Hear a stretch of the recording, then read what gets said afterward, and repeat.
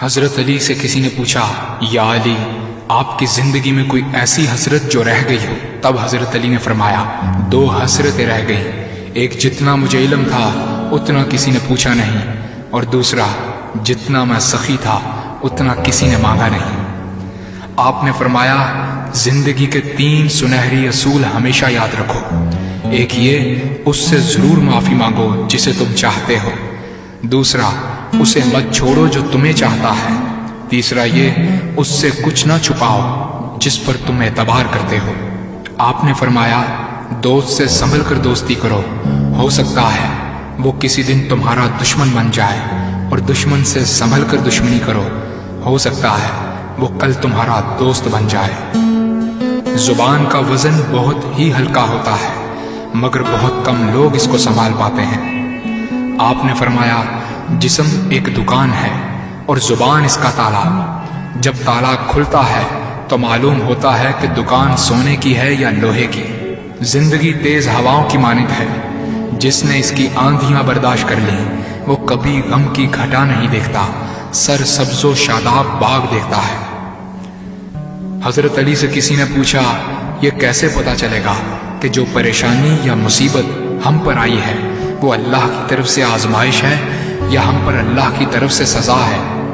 آپ نے جواب دیا، جو مصیبت تجھے اللہ کی طرف لے جائے وہ آزمائش ہے، اور جو مصیبت تجھے اللہ سے دور کر دے وہ سزا ہے۔ حضرت علی کے پاس ایک یہودی آیا اور کہا، میں نے سنا ہے کہ آپ مسلمان جب عبادت کرتے ہو تو وسوسے اور خیالات آتے ہیں، جبکہ ہم عبادت کرتے ہیں تو ہمیں نہیں آتے۔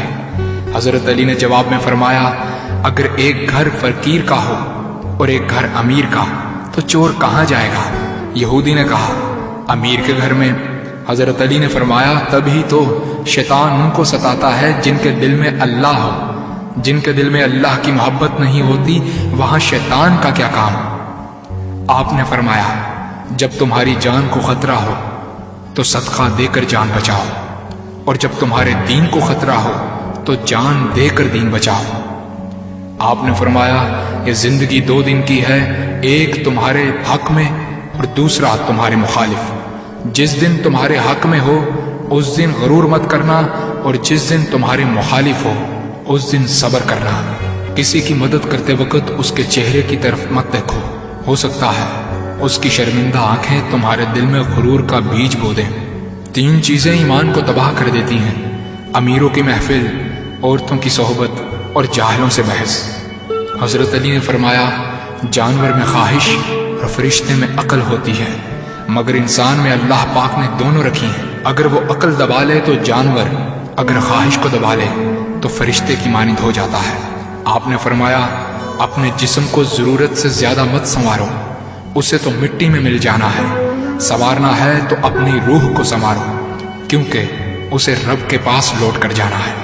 مومن کی مثال ترازو کے پلڑے جیسی ہے، جس قدر اس کے ایمان میں اضافہ ہوتا ہے اتنی ہی اس کی آزمائش بڑھتی ہے۔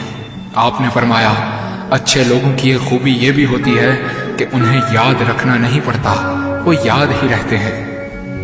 آپ نے فرمایا، رزق کے پیچھے اپنا ایمان خراب مت کرو، کیونکہ رزق انسان کو ایسے تلاش کرتا ہے جیسے مرنے والے کو موت۔